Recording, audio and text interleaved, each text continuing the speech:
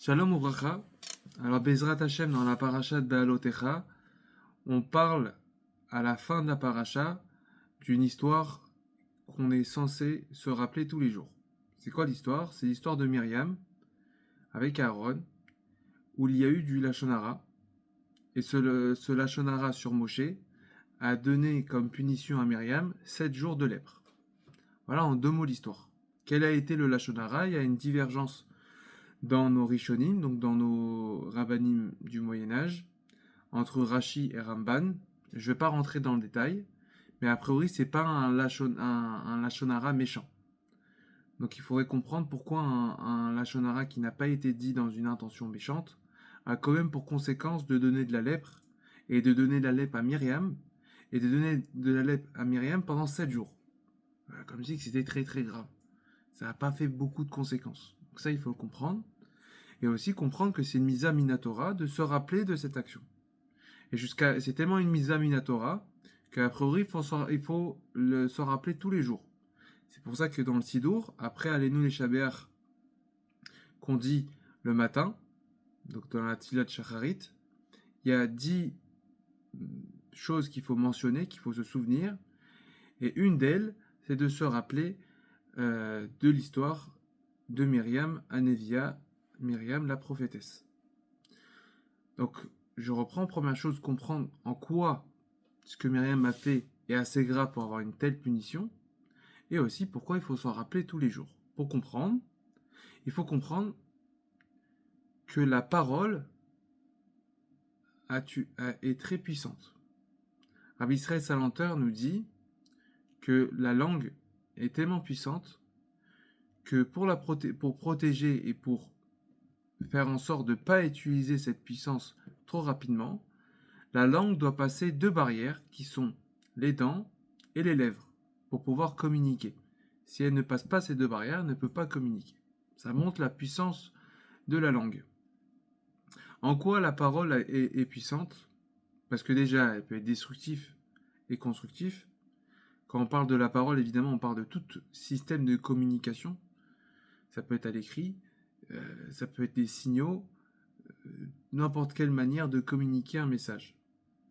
Le principe d'un message peut être constructif ou destructif. Et ça peut être aussi lié à l'intention. Et aussi quand on n'a pas l'intention, donc on le dit d'une manière naïveté ou on le dit d'une manière parce qu'on veut juste le faire sortir, et ben ça peut aussi avoir les deux conséquences, constructif et destructif. Vient les Chachamim, vient surtout la Torah, nous dire fais attention. Faire attention quand on communique quelque chose, ça peut donner des conséquences. On s'en rend pas compte. On parle pas ici juste de forme, de savoir mettre de la forme aux choses, ça paraît évident. Mais c'est surtout aussi de faire attention à est-ce que le message est utile et quelles vont être les potentielles conséquences qu'il va avoir derrière. J'avais entendu un chidouche intéressant où c'est marqué Vaïtranan el Hashem, Ba'et Haïl est mort. D'accord? Donc a priori, ça, c'est Moshe qui priait avec Akadosh Baruch Hu pour rentrer en Israël. Et j'avais entendu que ça nous explique c'est quoi les trois paramètres avant de faire une prise de parole, ou en tout cas de communiquer un message. Vaïtranan, c'est un terme d'implorer pour nous dire que il faut que ma parole soit dans un but constructif. Quand je dis constructif, c'est pas pour dire que ça ne doit pas être destructif, c'est que si c'est pas constructif, ne parle pas. Si ça n'a pas un but, ne parle pas. Deuxième chose, ce qui est logique, ça fait pas partie des trois, mais de parler au bon interlocuteur. Vaïtranan à qui? Vaïtranan el Hachem. Parler à Hachem. Ne parle pas à un mauvais interlocuteur. Ou ne parle pas à un interlocuteur qui devant d'autres interlocuteurs qui n'ont pas besoin de savoir. Parce que ça va changer certaines choses, on pourra détailler ça un peu plus par la suite. Donc première chose, message constructif. Chose qui est logique, parler au bon interlocuteur. Ba'eta'i, à ce moment-là. C'est-à-dire qu'il faut respecter un timing. Il faut respecter, il y a des moments pour parler, des moments pour pas parler, des moments plus importants que d'autres. Et prendre le bon moment d'en parler. Exemple bête dans la vie de tous les jours. Comprendre que parler à quelqu'un qui a faim, qui revient d'une fin de semaine en soirée fatigué, c'est pas le bon moment. Tout simplement, c'est pas le bon moment. Il faudra lui parler dans un moment où il est un peu plus à l'écoute.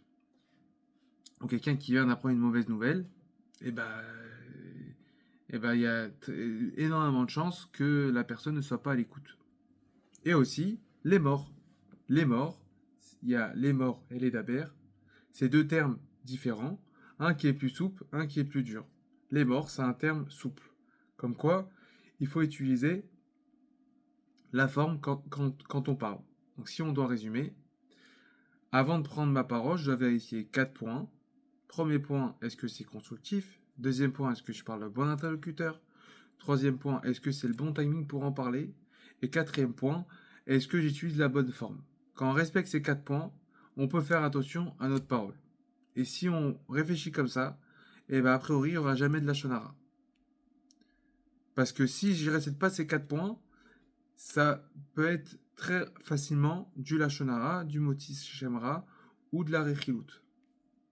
Quand je respecte ces 4 points, normalement, ça me permet d'éviter de faire des avérotes.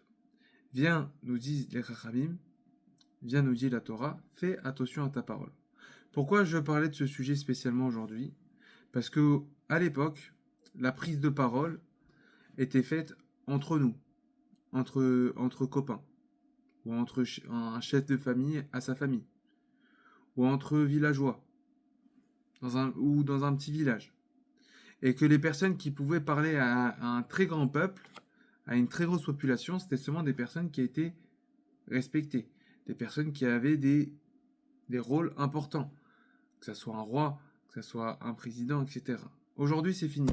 Aujourd'hui, n'importe qui sait bien prêcher la parole peut avoir cette capacité de transmettre un message. Comment? Par les réseaux sociaux.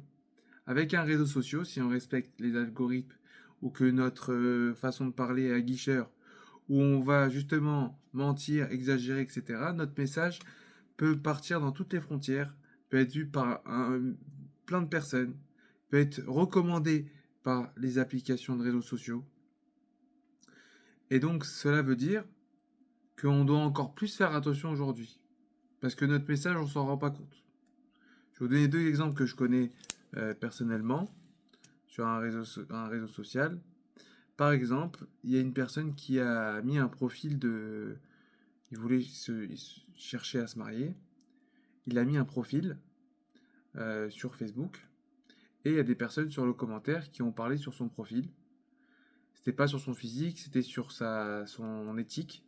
Et donc ça a fait des commentaires, ça parlait, il y avait des camps à gauche, des camps à droite, ta. Donc d'un côté c'est bien parce que le profil de rencontre de la personne a permis d'avoir plus de visibilité. Mais la question, quel a été le but de la visibilité à part les histoires? Donc à la fin, il n'a pas encore trouvé de ce que j'ai compris. Et ça a servi à rien. Et ça a juste entaché son nom et entaché sa tête. Pareil, une personne qui a besoin, par exemple pour les réseaux sociaux, ou même WhatsApp, mettre un message sur un groupe WhatsApp lorsqu'il y a plein de monde qui sont autour, on ne se rend pas compte des conséquences qu'il peut avoir. On ne se rend pas compte. Alors certes, c'est normal, on doit en parler. Et quand on a un problème, on doit en parler. Mais est-ce que c'est logique de mettre ce message dans le groupe de la communauté, dans le groupe de la famille, alors que ça va mettre plein de conséquences? Non. Mettre le message en privé, c'est 1000 fois mieux. T'as un problème avec quelqu'un, tu parles en privé. Non. Il y en a, ils vont pas vouloir faire ça. Ils vont faire exprès de mettre le message en public pour dire que j'ai rien à cacher. Mais on se rend pas compte des conséquences qu'il puisse avoir. Par exemple, imaginons que la personne, elle est respectée et qu'elle fait quelque chose de mal. Et donc le message, il a été transmis en public sur un groupe. Et ben la personne sera automatiquement moins respectée. Parce qu'on va l'accuser de ça.